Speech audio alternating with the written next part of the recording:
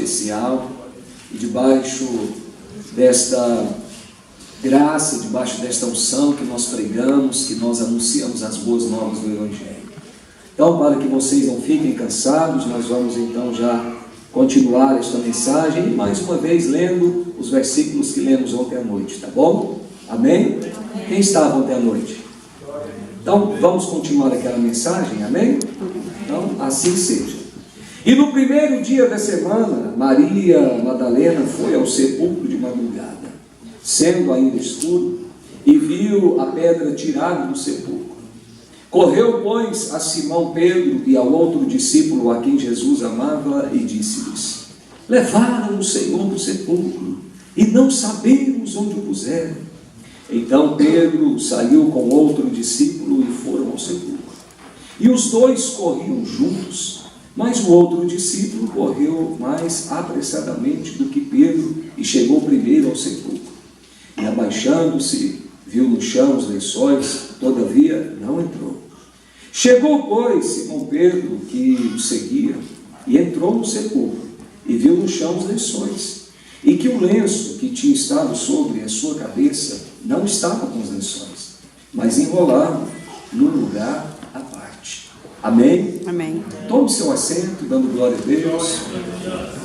Meus amados, em tempo eu quero ainda agradecer a Deus por mais esta grande oportunidade, mais este privilégio. É uma alegria nós, além de estarmos na casa de oração, Ele também nos dá a honra de podermos fazer a exposição da Sua palavra.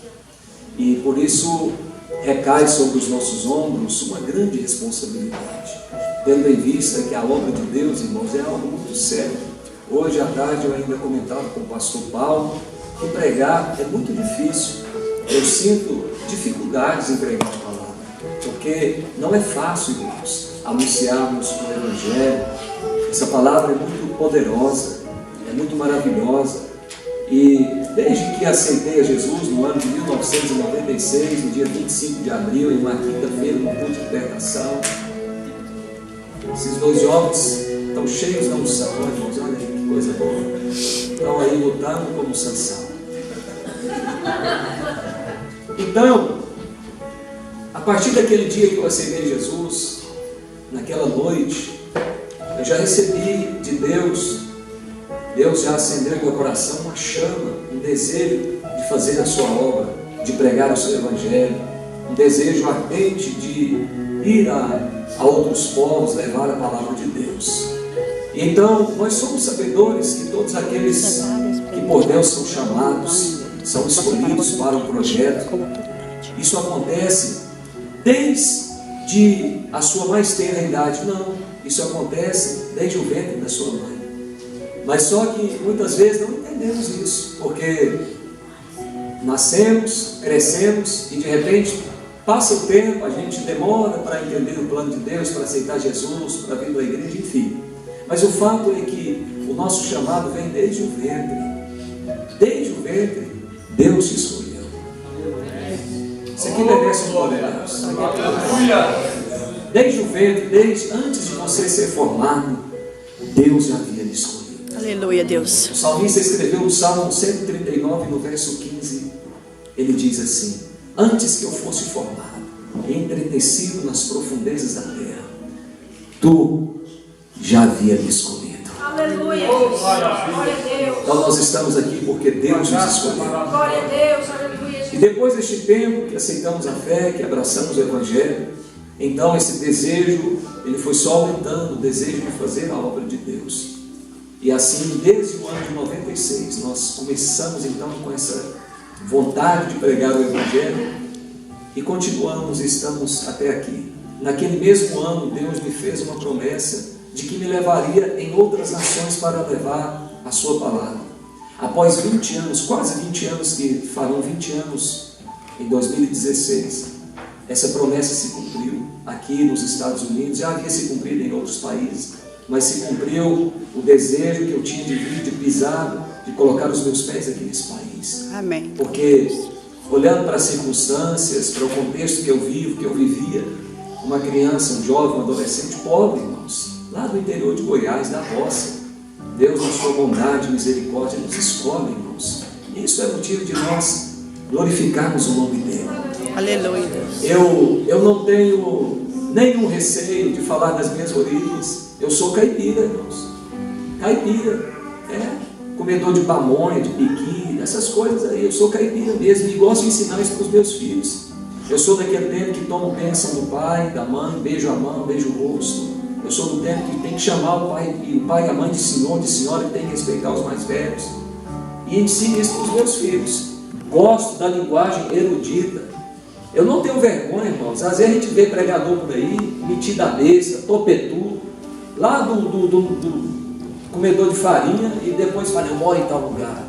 Aí faz citações do estado mais importante do Brasil, que tem alguns estados que todo mundo conhece.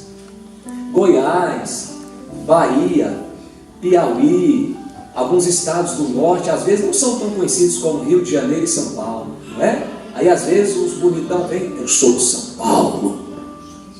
Comia farinha, irmão, lá no Nordeste com limão. Não tem isso não. Eu tenho orgulho de onde eu sou. Então eu gosto de falar, eu amo as minhas origens, gosto, ensino para os meus filhos, gosto da linguagem erudita, porque cada região tem uma linguagem, né? Eu gostei, quantos mineiros nós temos aqui? Muitos mineiros, uai. Achei interessante que o mineiro, você está conversando com ele, eu estava lá em Rio Porto, irmãos, e fiquei hospedado na casa de um casal de mineiros, aí tudo, não, bobo, faz isso não, vai dar certo, bobo, vai dar certo, bobo. Isso é bom, irmãos, isso não é errado, não, é linguagem local. E lá em Goiás a gente costuma falar, principalmente a gente que veio lá da roça, quando vai descer do carro, descer do carro, se estiver dentro do carro, descer, aí a gente fala assim, vamos apiar, e eu gosto de ensinar isso para os meus filhos. Aí meus filhos acostumam, papai, vamos apiar do carro. Aí quando a gente vai conversar lá no Goiás, a gente fala muito prosear, é uma linguagem local, não é errado falar não, irmãos. Aí os meus filhos, papai, vamos prosear. E eu gosto dessas coisas, irmãos, eu amo essas coisas. Isso são coisas que fazem parte do nosso cotidiano, fazem parte da nossa vida diária, né? Então, meus amados, eu louvo muito a Deus e dou a Ele toda a glória, todo louvor e toda adoração. Amém, Jesus. Porque Deus faz essas coisas, irmãos. Ele nos escolhe pela sua misericórdia, porque não fomos nós que o escolhemos, mas Ele nos escolheu. Aleluia, Deus. Estamos aqui esta noite porque Deus nos escolheu. Aleluia, Jesus. E para Deus não tem essa, irmãos. Deus, os seus olhos estão sobre a terra, não a procura. Isso foi falado pelo rei Davi. Os meus olhos estão sobre a terra, à procura dos fiéis para que me sirvam. Mas essa é uma expressão que o rei usou, que também o próprio Deus, nós entendemos que os seus olhos poderosíssimos, como chamas de fogo, eles estão sobre a terra também, à procura dos fiéis. Deus não está procurando intelectual, Deus não está procurando negro, branco, pardo, amarelo, vermelho, rosa, não. Deus não está procurando gordo, magro, alto, bonito, feio, não. Deus está à procura dos fiéis. Deus trabalha com gente fiel. Esse tipo de gente que Deus está procurando. E eu sei que esta noite aqui está reunida a igreja, que é composta pelo povo fiel. Aleluia, Deus. Então, amados, eu glorifico ao Senhor por tudo isso, por Ele ter me escolhido e por Ele ter me escolhido. E esta noite nós somos gratos a Deus. Tem uma frase que eu gosto de usar: a gratidão é a memória do coração. Nunca podemos esquecer de onde nós saímos, das nossas origens, quem nós somos, nunca podemos esquecer. É claro que o fato de ter vindo da América pregar e tudo isso não constitui também que eu hoje sou o cara, né? Não é isso. Mas é que considerando de onde nós saímos, irmãos, já é uma vitória muito grande. Deus muitas vezes falava conosco: eu te colocarei entre os príncipes. Isso está se cumprindo, eu estou entre os príncipes e as princesas de Deus. Isso é coisa maravilhosa, irmãos. Se tiver um príncipe, uma princesa aí do seu lado, dê um sorriso para ele, um sorriso para ele. Deus faz essas coisas, irmãos. Deus faz isso, é assim que Deus trabalha. No Evangelho, ele é profundo, e quanto mais nós conhecemos a palavra, quanto mais nós estudamos a Bíblia, mais nós percebemos a simplicidade do Evangelho. Porque ele é assim o Evangelho, quanto mais você conhece, mais você percebe que é simples, não tem complicação, não tem essa história de complicar, porque o Evangelho é simples. E a simplicidade, a humildade, ela cabe em todo lugar, em toda camada social. Quando se tem humildade, simplicidade, irmãos, nós vencemos grandes barreiras na vida. Eu estava porque eu já estou aqui há quase 6 meses, estou indo embora para o Brasil, mas durante os primeiros 4 meses que eu estava aqui nesse país, eu trabalhei de dishwasher no restaurante lá em Canérica. Trabalhava 15, 16 horas todos os dias, entrava às 2 da manhã, saía às 2 da tarde, saía às 3 da manhã, a pé 40 minutos de casa, todos os dias, mas sempre dando glória a Deus, catando lixo, levando lixo, limpando, lavando vasilha, aquela coisa de doido que não sei se alguém aqui já foi dishwasher. O nome da profissão é bonito, irmão. Se falar no Brasil, dishwasher. Abre porta.